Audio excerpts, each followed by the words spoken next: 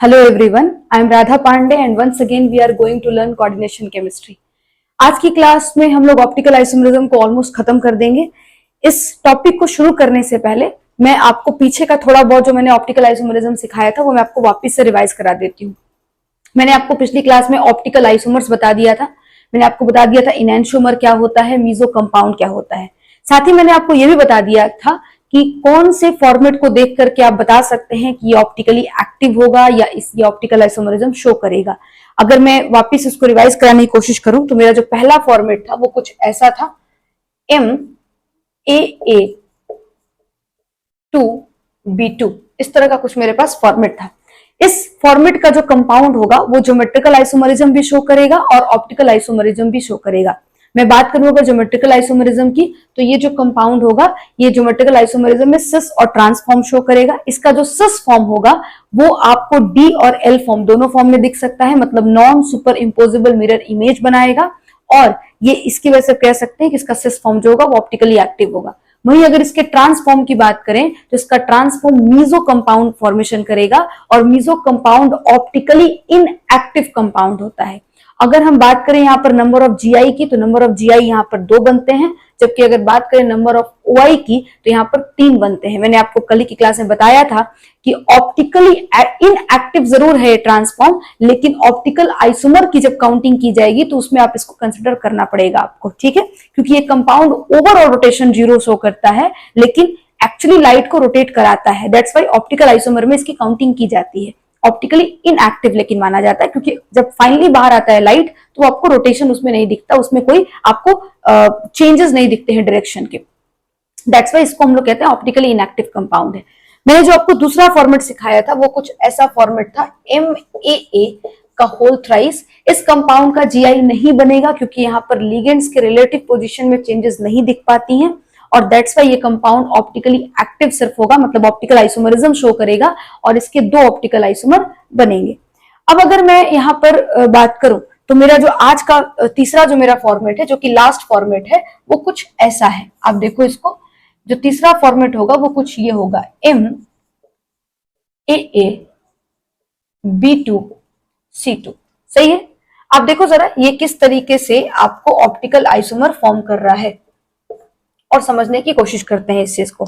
Example से ही समझेंगे, जैसे बाकी सारी हमने आइसोमरिज्म को देखा है। तो देखो जरा इसका मैं एग्जाम्पल लेती हूँ, कुछ कंपाउंड ऐसा, COEN Cl2 NH3 का होल ट्वाइस प्लस। सही है क्या? ऐसा कुछ कंपाउंड है। आओ इसका बनाती हूं मैं आइसोमरिज्म। आप देखो जरा इसका आइसोमर्स मैं फॉर्म करती हूँ, आइसोमरिज्म कैसे शो करता है दिखाती हूँ, आप देखना जरा।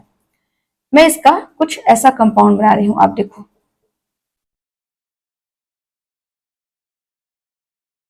ये कुछ हम लोगों ने, ये तो पता चल रहा होगा ऑक्टाहेड्रल कॉम्प्लेक्स है, ठीक है, 6 कोऑर्डिनेट बॉन्ड बना रहा है।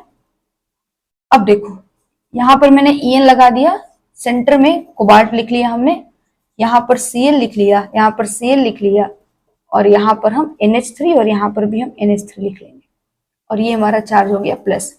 अब आप देख सकते हो कि जो कंपाउंड मैंने बनाया है ये कंपाउंड इसी चीज को बनाया है और आप चेक करो जरा, इसके Cl साथ में है, तो क्या आप कह सकते हो क्या कि ये सिस फॉर्म है?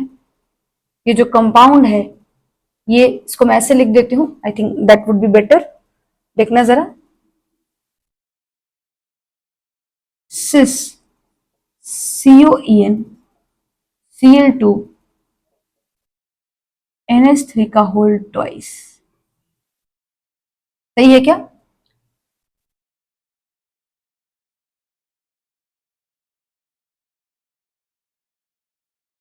ठीक है, कुछ ऐसा हो जाएगा, है ना, सिस फॉर्मेट है ये। अगर इसके सामने आप मिरर रख दोगे तो देखो जरा ये कुछ ऐसा अपना मिरर इमेज भी फॉर्म कर सकता है।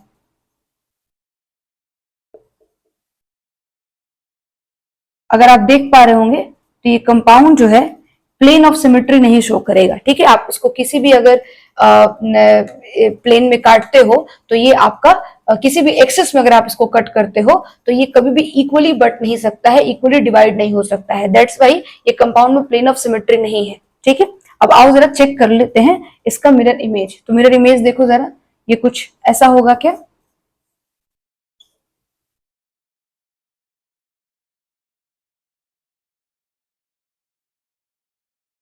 ये है आपका कोबाल्ट, है ना, और ये हो गया आपका Cl, ये हो गया आपका Cl, ये हो गया NH3 और ये हो गया आपका NH3। और इस तरीके से इस कंपाउंड में आप चेक कर सकते हो, और ये इसका पॉजिटिव चार्ज यहाँ पर आप लगा लो, तो ये आप देख सकते हो कि ये कंपाउंड का मिरर इमेज यहाँ पर बन गया है, सही है। और अल्टीमेटली ये मिरर इमेज बन गया है, और आप चेक करो जरा, अगर इसके ऊपर इसको रखोगे तो ये कभी भी सुपर इम्पोजेबल नहीं होगा, प्लेन ऑफ सिमेट्री भी नहीं है, ठीक है, मतलब प्लेन ऑफ सिमेट्री नहीं है, मतलब कंपाउंड के अंदर जो है कायरलिटी एग्जिस्ट कर रहा है, कायरल है ये, सही है। अब आप चेक कर सकते हो, अगर प्लेन ऑफ सिमेट्री यहाँ पर नहीं है तो आप इसके ऊपर इसको रखो तो ये सुपर इम्पोजेबल मिरर इमेज नहीं बना रहा है, दैट्स वाई ये एनेंटियोमर फॉर्म करेगा, सही है। तो ये डी फॉर्म है और ये एल फॉर्म है, सही है क्या। तो ये आपका ऑप्टिकली एक्टिव है, इस कंपाउंड को आप क्या कह सकते हो कि ये ऑप्टिकली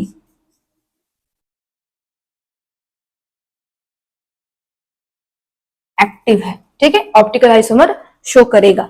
अब डेफिनेटली अगर इसने सिस फॉर्म बने, दोनों सिसी फॉर्म है, तो अगर ये सिस फॉर्म बनाया है तो पक्का से ट्रांसफॉर्म भी बनाता होगा। तो आओ चेक करते हैं इसका ट्रांसफॉर्म कैसा होगा। तो इसका ट्रांसफॉर्म आप बताओ ऐसा हो सकता है या नहीं।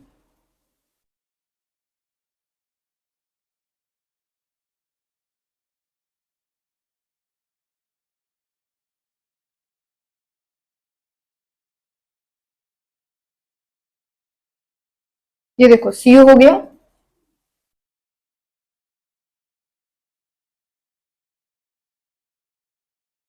और ये आपका ईएन हो गया, सही है। और यहां पर सीएल लिख दिया मैंने, यहां पर भी सीएल लिख दिया मैंने, और यहां पे मैंने NH3 और यहां पे मैंने NH3 डाल दिया है, सही है। आप चेक कर सकते हो, जहां पर ये कंपाउंड के अंदर Cl एडजेसेंट पोजीशन पर है, वहीं Cl यहां पर ऑपोजिट साइड्स पर आ गई है, ठीक है। तो दैट्स वाई ये आपका ट्रांस यहां लिख देती हूँ, स्पेस यहां अच्छा है, ट्रांस COCl2En NH3 का होल ट्वाइस और ये प्लस, ये कंपाउंड है, सही है क्या। तो ये आपका सिस फॉर्मेट हो गया, ये आपका ट्रांस फॉर्मेट हो गया, तो मतलब GI शो कर रहा है, और इसका सिस फॉर्मेट जो है वो ऑप्टिकली एक्टिव भी है। तो DN एल फॉर्म बना रहा है, इनैंशियोमर बना रहा है, इनैंशियोमर भी फॉर्म कर रहा है, कोई डाउट नहीं है, ठीक है। चलिए अब इस तरीके से हमारा ये आखिरी जो फॉर्मेट था वो मैंने आपको सिखा दिया है। एक आधा चीजें और बता देती हूँ। स्क्वायर प्लेनर कॉम्प्लेक्सेस जो होती हैं वो आपको ऑप्टिकल आइसोमेरिज्म जनरली शो नहीं करती है, ठीक है। उनके कोई वेल नोन ऐसे कोई कंपाउंड नहीं है जो ऑप्टिकल आइसोमेरिज्म शो करे। कुछ एक आधा कंपाउंड है जो टेट्राहेड्रल जिसकी ज्योमेट्री होती है, और उनका कोऑर्डिनेशन नंबर अगर 4 है, क्योंकि टेट्राहेड्रल ज्योमेट्री तो कोऑर्डिनेशन नंबर 4 होगा, कोऑर्डिनेशन नंबर 4 है, टेट्राहेड्रल ज्योमेट्री है, तो वो आपको कोई एक आधा ऐसे कंपाउंड है जो ऑप्टिकल आइसोमेरिज्म शो करते हैं, वरना ऐसा कोई कंपाउंड ऑलमोस्ट वहां पर एग्जिस्ट नहीं करता है। ये आपको ऑलमोस्ट मुझे लगता है क्वेश्चन में कहीं आपको मिलेगा ही नहीं, ठीक है, लेकिन फिर भी मैंने आपकी जानकारी के लिए इस बात को बता दिया है, ठीक है। तो आइए कुछ क्वेश्चंस देखते हैं और हम लोग समझते हैं कि हमने अब तक जितनी चीजें पढ़ी हैं वो हमें किस हद तक क्लियर है। तो आइए, मैंने यहाँ पर कुछ क्वेश्चंस लिख रखे हैं और इन क्वेश्चंस को करके हम लोग सीखते हैं कि हमने जो अब तक पढ़ा है वो चीजें हम कितना लगा सकते हैं, सही है।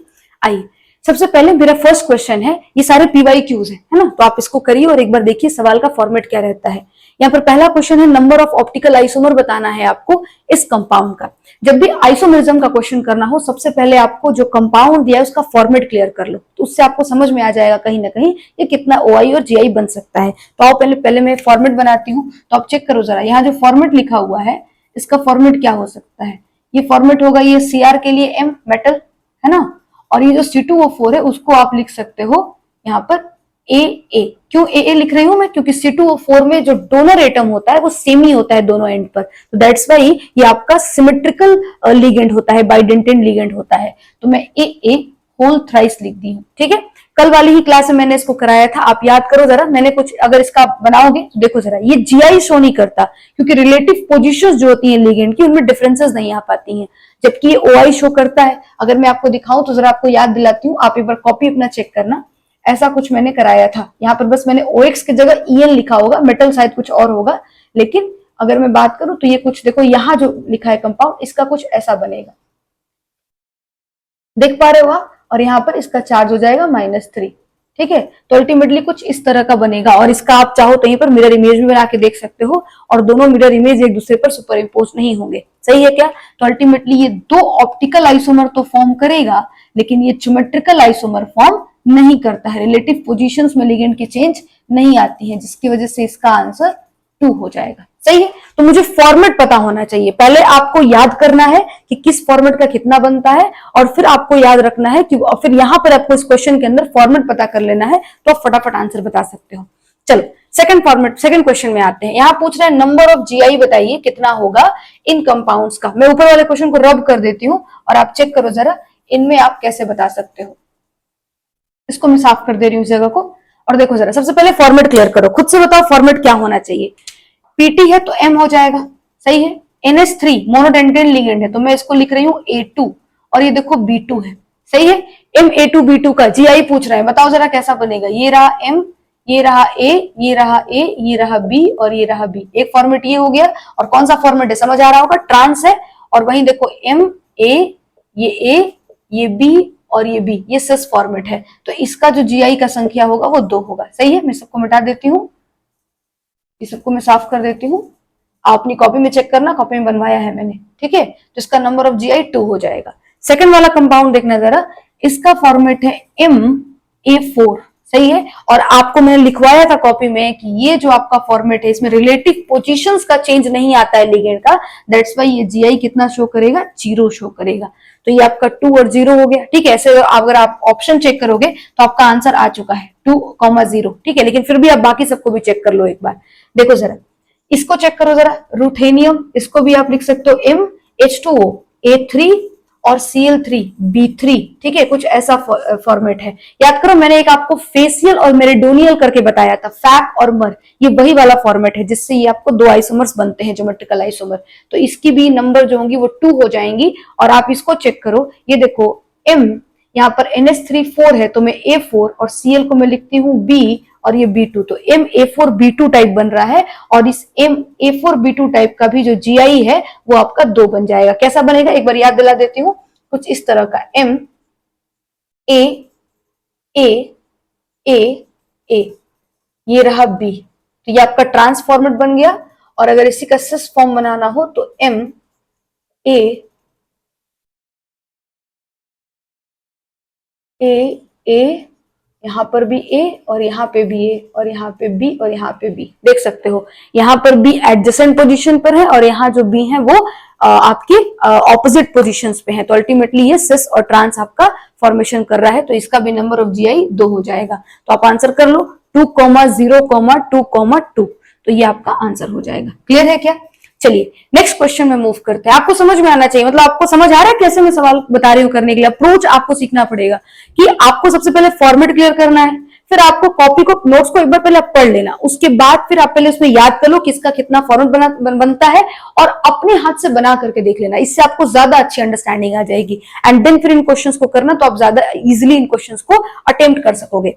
चलो नेक्स्ट क्वेश्चन में मूव करती हूँ। मैं थोड़ा सा यहाँ पे फिर से स्पेस यहाँ पे क्लियर कर लेती हूँ। देखना जरा, अगर मैं बात करूं तो देखो यहाँ पर लिखा है ये नाम, सबसे पहले आपको ये नाम यहाँ पर लिखना पड़ेगा कि क्या नाम होगा, इसका कंपाउंड क्या बनेगा। तो ट्राई अमीन लिखा है इन्होंने, तो मतलब NH3 का होल थ्राइस, ट्राई नाइट्रो मतलब NO2 का होल थ्राइस, और ये देखो कोबाल्ट लिखा है तो CO है ना, और ये कुछ फॉर्मेट बन रहा है, मतलब ये पक्का आपका एक न्यूट्रल कॉम्प्लेक्स है ना, क्योंकि आयन वायन तो लिखा नहीं इन्होंने। और ये आपका जो है CONH3 का होल थ्राइस, NO2 का होल थ्राइस। जरा चेक करो तो ये अभी जस्ट हमने किया था क्या, ये कहीं ना कहीं MA3B3 टाइप है क्या, फैक और मर वाला टाइप है क्या, है ना। तो इसका नंबर ऑफ जीआई कितना पॉसिबल है, तो नंबर ऑफ जीआई इसका 2 पॉसिबल है, फैक और मर, फेसियल और मेरिडोनियल। जरा दूसरा वाला चेक करना, इसको जरा चेक करो, ट्राई ऑक्सलेटो, मैं यहां पर बना रही हूं इसको, देखना यहां पे बनाती हूं मैं इसको, ट्राई ऑक्सलेटो, बताओ क्या होगा। ट्राई ऑक्सलेटो को आप लिखते हो C2O4, सही है, या फिर OX भी लिखते हो।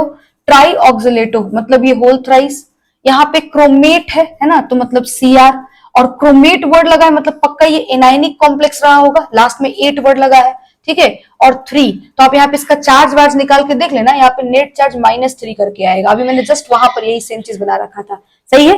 तो ये आपका ट्राई ऑक्सिलेटोक्रोमेट 3 ऐसा कुछ कंपाउंड बना हुआ है। अब बताओ, मैंने जस्ट अभी बताया था इसका फॉर्मेट जरा चेक करो कितना होगा, MAA का होल थ्राइस ये फॉर्मेट है, सही है। और इसका जीआई पॉसिबल ही नहीं होता है, अभी जस्ट आपको बताया मैंने। तो आप बताओ, इसका सम बताना है मुझे, ध्यान से देखो, सम बताना है। तो इसका 0 जीआई होता है, इसका 2 जीआई होता है, तो 2 + 0 that is equal to 2। 2 is the answer, is it. चले नेक्स्ट क्वेश्चन में मूव करते हैं। अगला सवाल है कि which of the complex ion did not show GI, कौन सा इसमें से कॉम्प्लेक्स आयन ऐसा है जो जीआई शो नहीं करेगा। फिर से वही काम करना होगा, फॉर्मेट लिखना होगा। आइए लिखते हैं फॉर्मेट। यहां पर हो जाएगा मेरा फॉर्मेट, EN के लिए लिख रही हूं AA का होल ट्वाइस और Cl2 को लिख रही हूं B2, ठीक है। MAA2B2, सही है। ये मैंने आपको कल वाली क्लास में बताया था, यही मेरा पहला फॉर्मेट था। MAA2B2 में आपको जीआई शो होता है, मैंने आपको बताया था कल वाली क्लास में, आप याद करिए। मैंने कहा था कि जो इसका सिस फॉर्मेट होता है, सिस फॉर्म होता है, वो आपको ऑप्टिकली एक्टिव होता है, जो कि जो ट्रांसफॉर्म है वो मीजोफॉर्म होता है, तो वो ऑप्टिकली इनएक्टिव होता है। तो आपको यहां बताना है कि जीआई कौन कौन शो नहीं करेगा। तो अभी सिस ट्रांस आप सुन रहे हो खुद ही कि बन रहा है, तो ये तो जीआई शो करेगा, मतलब ये आंसर नहीं है आपका। सेकेंड वाला चेक करो जरा, यहां पर देखो, ये है MCN मोनोडेंटेड लिगेंड है, तो मैं इसको लिख रही हूँ A5, और ये NC इसको लिख रही हूँ B, MA5B। अब याद करो, मैंने आपको सिखा रखा था कि जीआई जो है MA6 भी नहीं शो करता और MA5B नहीं शो करता है, तो आपका आंसर तो यही हो जाना है, सही है।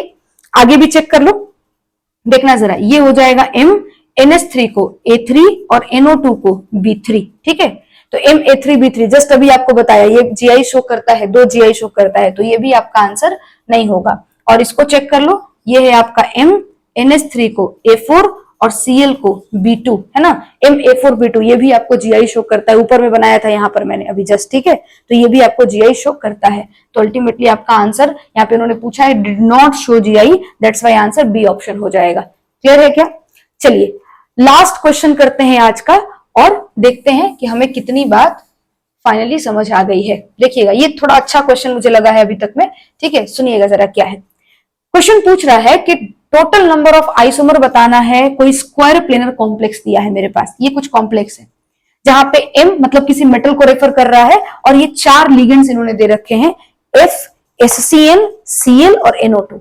आप देखो जरा, पहले फॉर्मेट बताओ क्या है ये फॉर्मेट कहीं MABCD का है क्या? और अगर आपको याद हो तो मैंने इसका आपको बताया था कि ये 3 जीआई शो करता है, इसका ज्योमेट्रिकल आइसोमर 3 पॉसिबल है, सही है क्या? अब चेक करो, इन्होंने पूछा कि टोटल नंबर ऑफ आइसोमर बताना है, और अभी मैंने आपसे कहा कि कोई भी square planar complex OI show नहीं करता है ना।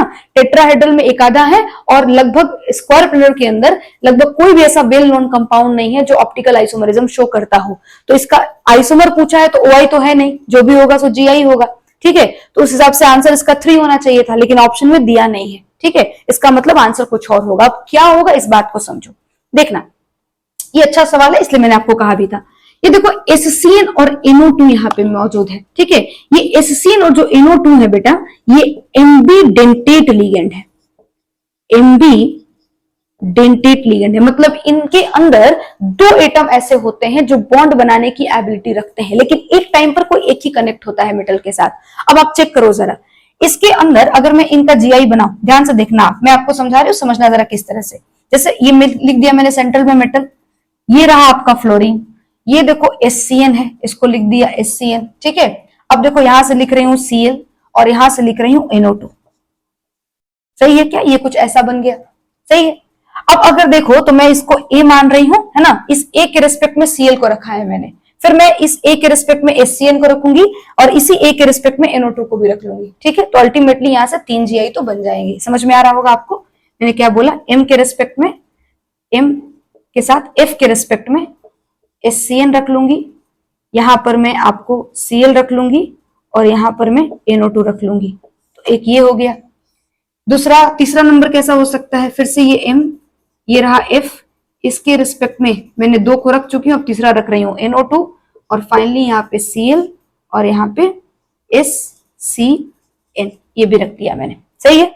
तो F के रिस्पेक्ट में Cl, F के रिस्पेक्ट में SCN, F के रिस्पेक्ट में NO2, तीनों आ गया, सही है, तो ये तो 3 आपके नॉर्मली बनेंगे जो आपके समझ में आ रहा है। अब देखना जरा इस एम्बिडेंडेंट लिगेंड को लिखने के पीछे पर्पस क्या है। क्या ये एससीएन अपनी पोजीशन को शिफ्ट, अपने एटम को शिफ्ट भी कर सकता है क्या, और क्या ये कुछ ऐसा लग सकता है, एनसीएस लग सकता है। अब आप सोचो, ये एनसीएस यहां पर भी हो सकता है, ये एनसीएस यहां पर भी हो सकता है, और ये एनसीएस यहां पर भी हो सकता है। सही बात है क्या। तो इस तरीके से ये अपने आप को पूरा का पूरा चेंज कर सकता है। ध्यान से समझना जरा मैं क्या बोल रही हूं। पहले ये एससीएन के साथ 3 बनाया, अब ये एनसीएस के साथ भी 3 बना सकता है क्या, ये एनसीएस के साथ भी 3 बना सकता है क्या। सही है, मतलब एक एम्बिडेंटेंट लिगेंड अपने एटम्स को बारी बारी से शिफ्ट करके 6 ज्योमेट्रिकल आइसोमर यहां पर फॉर्म कर लिया है। ध्यान से सुनो, अगर ये सल्फर से जुड़ा होता तो सल्फर से ये जुड़ा होता, यहां भी सल्फर से होता, यहां भी सल्फर से होता, तो 3 बनता। जब मैंने इसका एटम चेंज करके नाइट्रोजन कर दिया तो फिर नाइट्रोजन, यहां भी नाइट्रोजन, यहां भी नाइट्रोजन, तो फिर से 3 बन गया। सही है, अब मैं क्या कर सकती हूं, एक एम्बिडेंटेंट लिगेंड, मुझे समझ आ रहा है कि ये 6 आपको जीआई बनाएगा, और मेरे पास कितने एम्बिडेंटेंट लिगेंड है, 2, NO2 भी है। अभी देखो NO2 यहां पर N से जुड़ा हुआ है तीनों जगह पे, ये चाहे तो अपने आप को शिफ्ट करके कुछ ऐसा नहीं कर सकता, ONO कर नहीं सकता है, ये यहां पर भी कर लेगा, यहां पे भी कर लेगा, और यहां पे भी कर लेगा।